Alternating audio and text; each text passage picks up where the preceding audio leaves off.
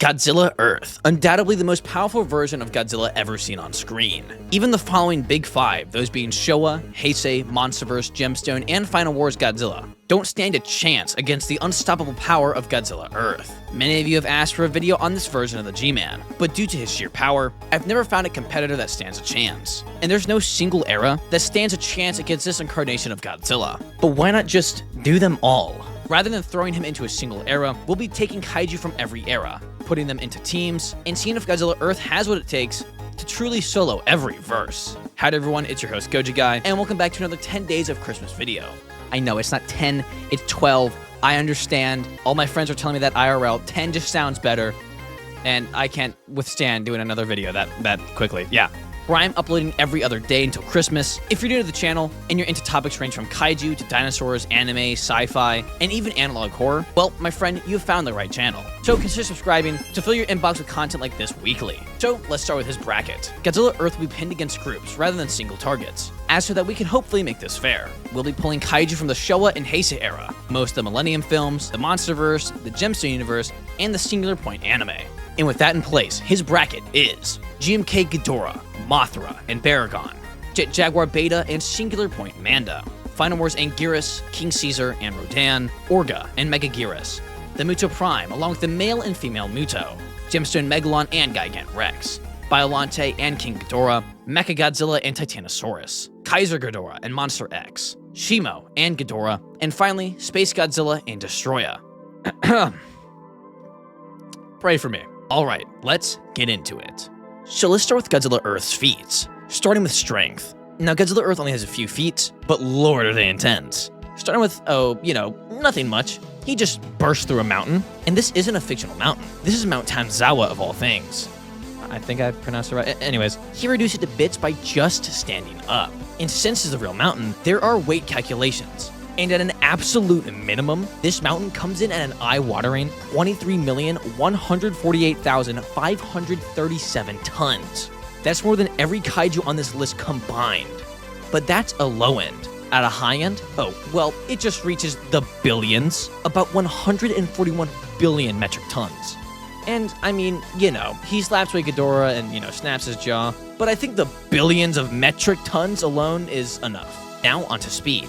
And, this is where Godzilla kinda lacks. Godzilla Earth is stated to move at 60 kilometers an hour. Now into Godzilla Earth's best category, his durability, which says a lot given his strength. Godzilla in Planet of Monsters, when in his younger form, tanked 150 nuclear warheads, enough to deface the US. In City of Edge of Battle, he eats the Vulture's weapons for breakfast, never showing any signs of damage. And in the Planet Eater, while in pain, he takes Ghidorah's bites. And yeah, I know, Goji Guy, you said this was his best? And yes, I know it seems lackluster, but the main thing is his asymmetrical permeable shield. A practically impenetrable shield that fully encompasses his body. Literally the only thing that got through it was Ghidorah. And to those who don't know, his Ghidorah is on a higher plane of dimensionality. So yeah, to get through the shield, he needed a character that didn't obey our laws of physics. Now into his abilities. Godzilla has crazy regeneration, being able to regenerate his organs in seconds.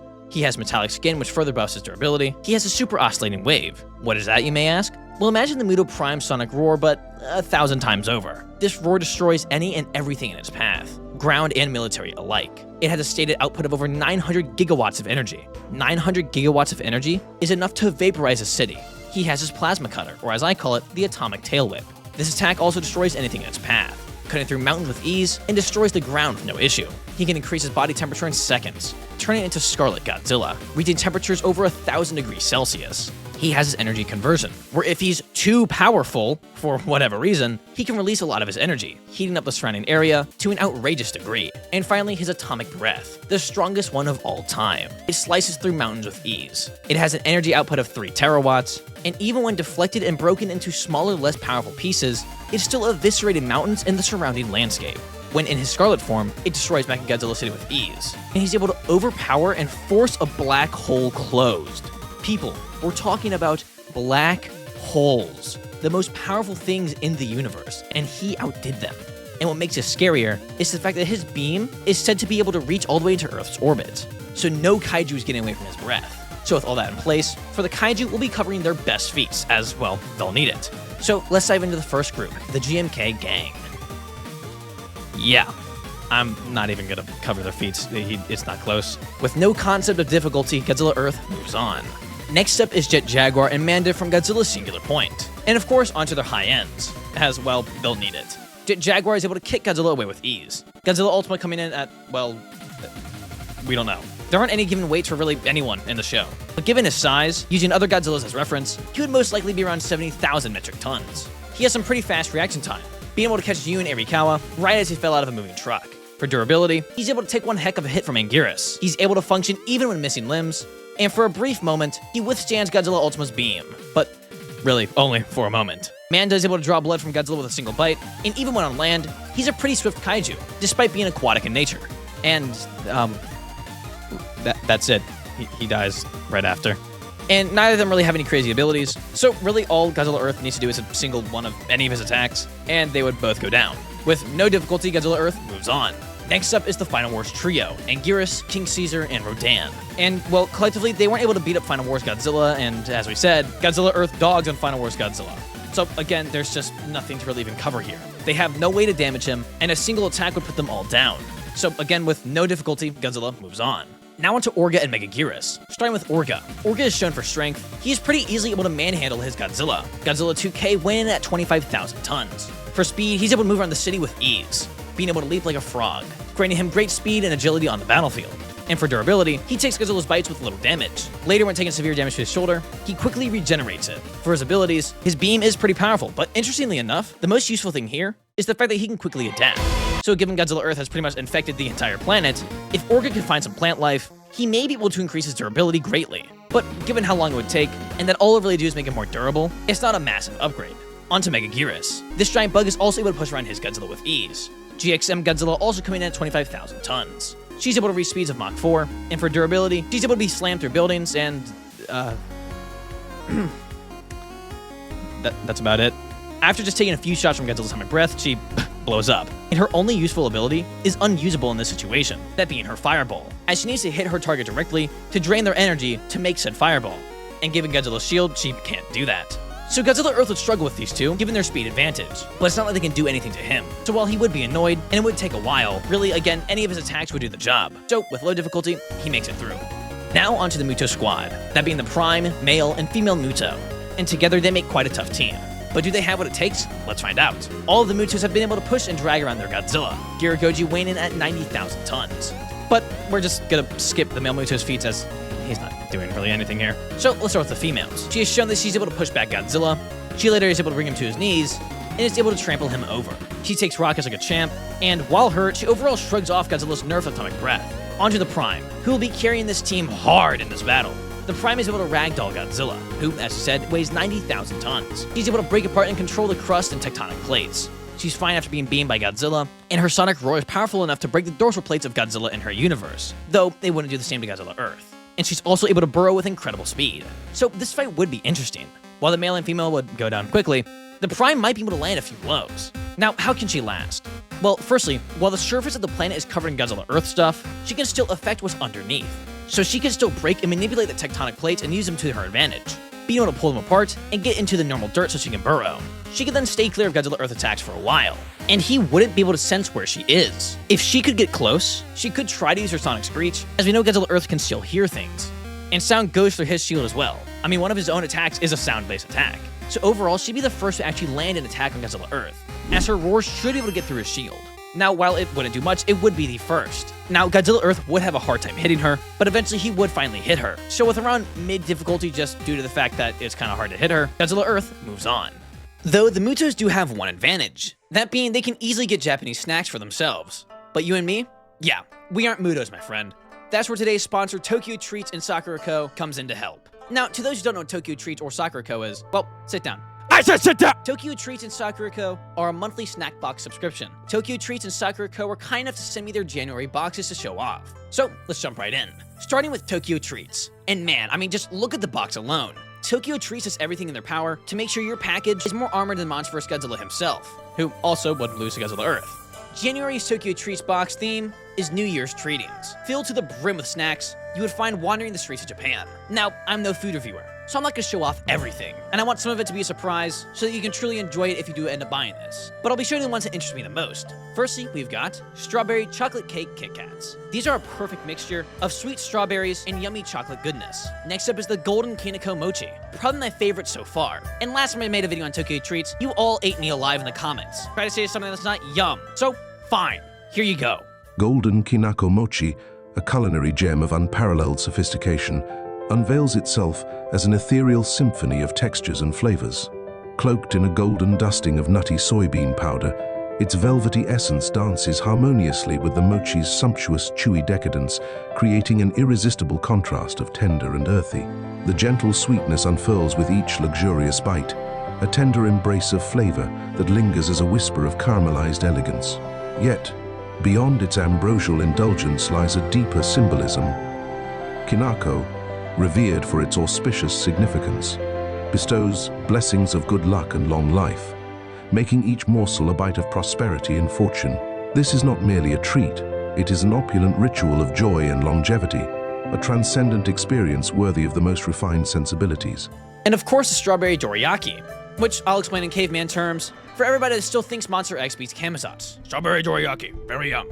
Like best berry, picked from sun tree, juicy, perfect. Pancake, soft. Old berry magic in middle, bite. Make taste buds dance. Make tummy happy. Now, onto Sakurako. Think of Tokyo Treats as Mecha Godzilla 2021.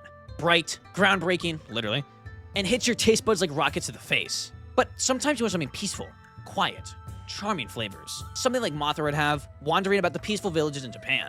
That's where Sakurako comes into play. With Sakurako, you get handmade treats, and along with that, each box comes with a Japanese tableware.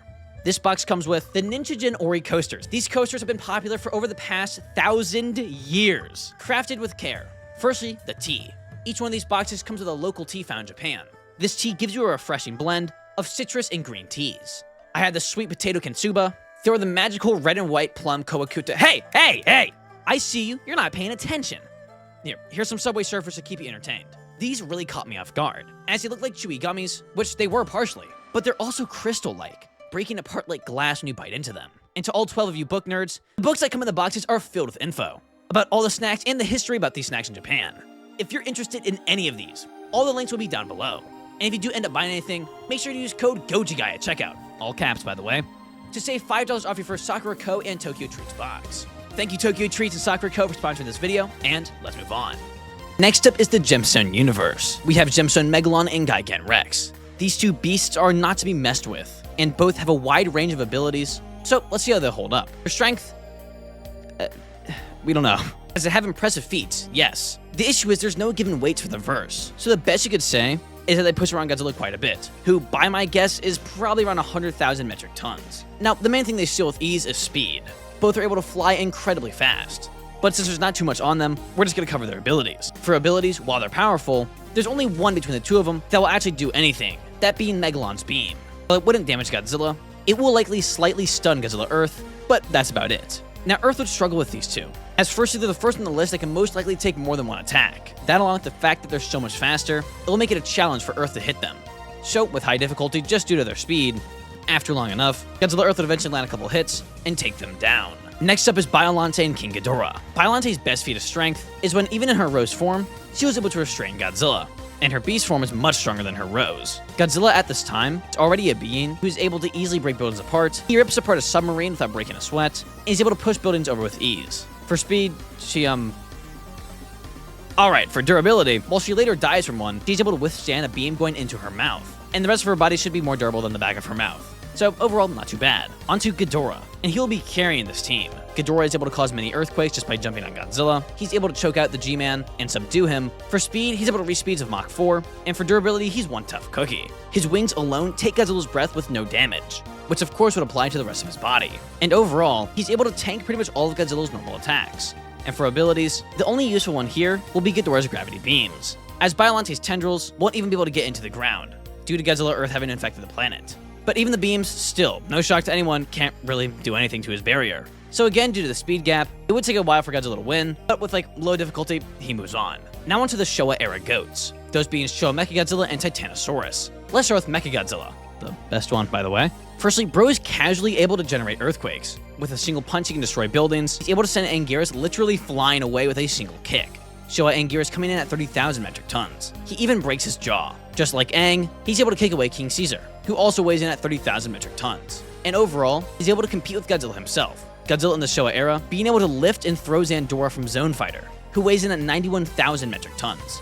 For speed, Mecha Godzilla is able to fly at Mach 5, and for durability, he's able to withstand his own space beam being shot back at him 10 times over. He takes a beating from Caesar, he takes Godzilla's atomic breath, and only displays sparks from it, and is stated in the film to be built of space titanium, which is just titanium, but from space.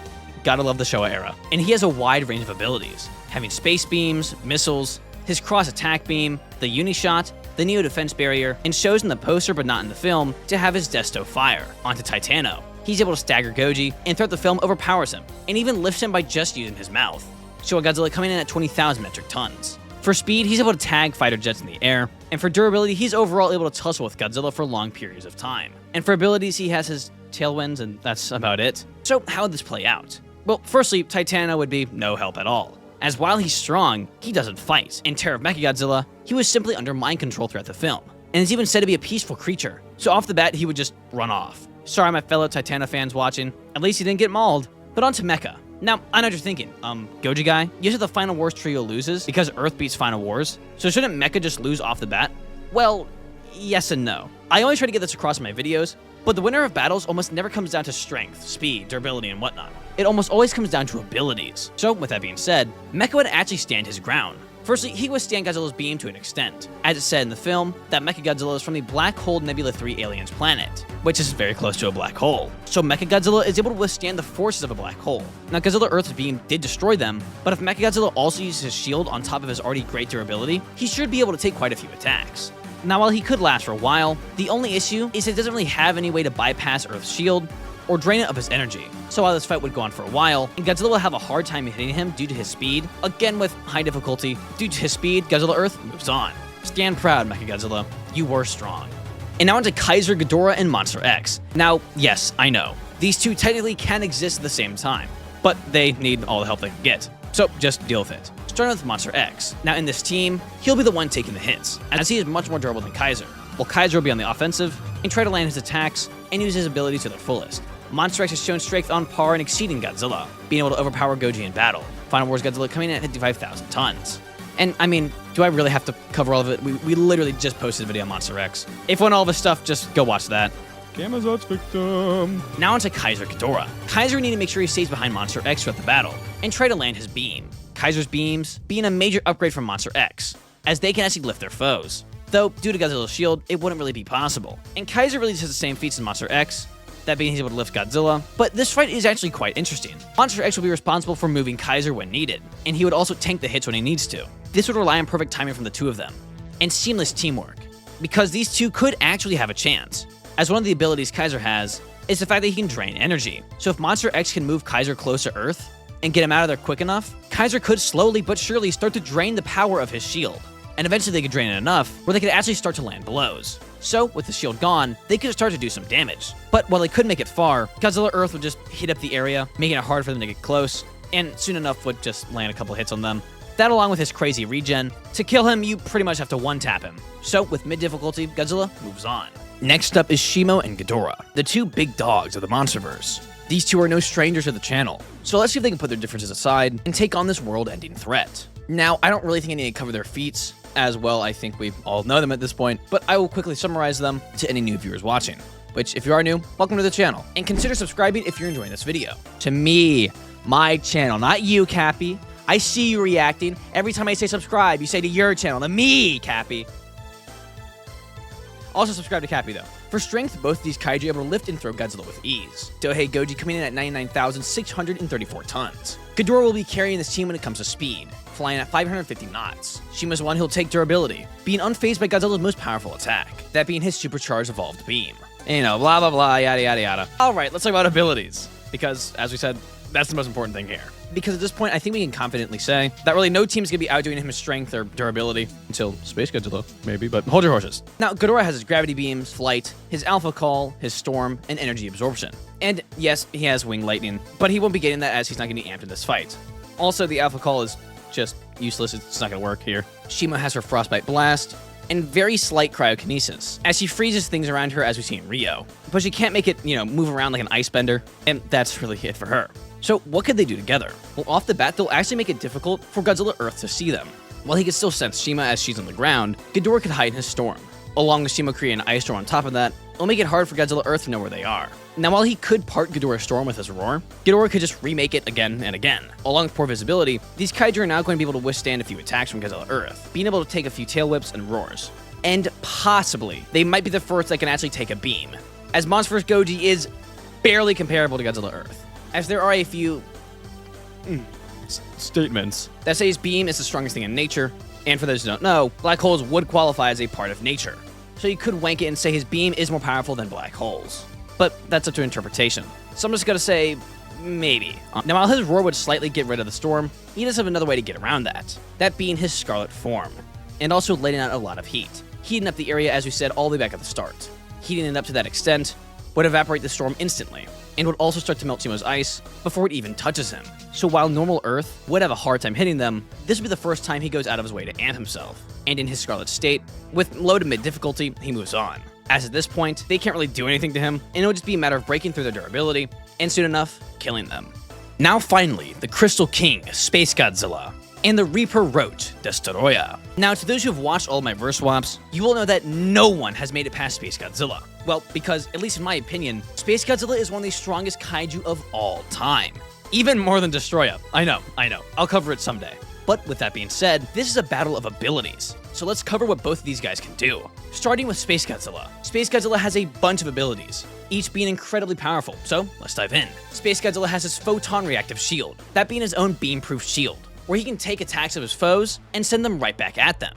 And he can even put the shield onto certain objects, such as the Fukuoka Tower. But there are two downsides. Firstly, he seemingly has to be stationary for it to work, as we never see him use it when he's flying. Secondly, he has to willingly activate it, as it isn't always present. He has his Corona Beam, which is pretty much his atomic breath, but with one big advantage. That being he can change the direction of it whenever he wants to, even after it's been shot, allowing him to move it about so it can hit its targets. He has his Gravity Tornado, which allows him to lift his attackers into the air and throw them away. He has his Geokinesis, where he can create massive crystals to come out of the ground and send them flying towards his enemies. He has Energy Manipulation, which allows him to amplify his attacks and also drain energy, though we don't know if he can drain energy of kaiju, as all we've seen it do is drain energy from the Fukuoka Tower. And he has other few abilities, but the rest aren't useful in this matchup. On to Destoroyah. Destoroyah has his Division and Recombination, where he can split into his smaller forms, and of course attack, and then further recombined to fully heal himself from any previously taken damage. He has his Micro-Oxygen Beam, he has his Energy Draining Tail, where he's able to, well, drain energy, and he has his Variable Slicer. So with all that in place, how would this play out? And we're gonna kind of cover it like a what-if video, so sit back and relax. But firstly, there are a few abilities here that just aren't useful, such as Destoroyah's Variable Slicer and Space Godzilla's Energy Draining and Geokinesis, as the Variable Slicer and the crystals won't get through Earth's shield, and we don't know how effective Space Godzilla's energy draining capabilities are. So with that in place, this matchup would be hard. Godzilla Earth would quickly be caught off guard due to the fact that for some reason he's being thrown through the air. Now off the bat as Godzilla Earth stands back up, Space Godzilla and Destoroyah will shoot their beams at Goji, but to no avail, seeing that there's a shield in place. Destoroyah will try and get close to drain the shield, while Space Godzilla attacks from afar. Now Godzilla Earth would know what he's about to get into, quickly going into his scarlet form and releasing heat to keep them away. Godzilla Earth would charge up his beam and fire it right at Space Godzilla, just for his own beam to strike him back, taking heavy damage. Now here's one advantage Godzilla Earth has in this battle. Godzilla Earth is pretty smart, while these two, not so much. They aren't dumb by any means, they just don't know how to perfectly use their abilities. So you could make the argument, oh, Death should just break apart and recombine over and over. Which, sure, is an argument, though the one question arises, why didn't he just do that in the film? It's just because that's not how these two fight. Now, I didn't cover these as it's way too much to go over in this video, but in the prequel novels to the Godzilla Earth films, at one point in the books, if my memory serves me right, Mothra uses her scales to send Godzilla's beam right back at him, almost killing him. So Earth, with that knowledge, would know not to use his beam again, as it's too risky. Godzilla Earth would have to rely on his tail whip and atomic roar to deal with these guys. But there are two abilities I haven't covered for Earth. Destoroyah would break apart, trying to sneakily get close to Godzilla Earth. But little does Destoroyah know, Godzilla Earth has a trick up his sleeve. Godzilla Earth, as we said, infected the entire planet, but along with that, he created subspecies, smaller versions of himself to handle any threats while he slept. So with that in mind, The moment Destroya turns into his smaller and weaker versions of himself, they would be bombarded with Servrum, giant aerial kaiju, and together, they won't allow deaths to recombine. With Destroya being dealt with, Godzilla fully focuses on Space Godzilla, knowing he's the bigger threat. Godzilla pushes out as much energy as he possibly can, creating widespread fires and a massive steam cloud, making it almost impossible for Space Godzilla to locate Godzilla Earth. That's when Space Godzilla sees Godzilla firing a beam once more. Space Godzilla puts up his shield, shooting it right back at Godzilla, killing him. Space Godzilla is left in shock for a moment, but after some time, being the cocky kaiju he is, he roars triumphantly.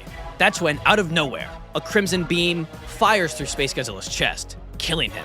Godzilla used Godzilla Filius, the weaker and smaller version of himself, as a distraction, while using his ability of stealth, which I'm not even joking, check with Godzilla, to stay hidden inside the smoke and steam, and sneakily get behind Space Godzilla. And given Space Godzilla didn't actively have his shield up, Godzilla Earth took his chance and killed the Space Demon. Godzilla quickly locates what's left of Destroya and does a tail swipe and beam to finish them off.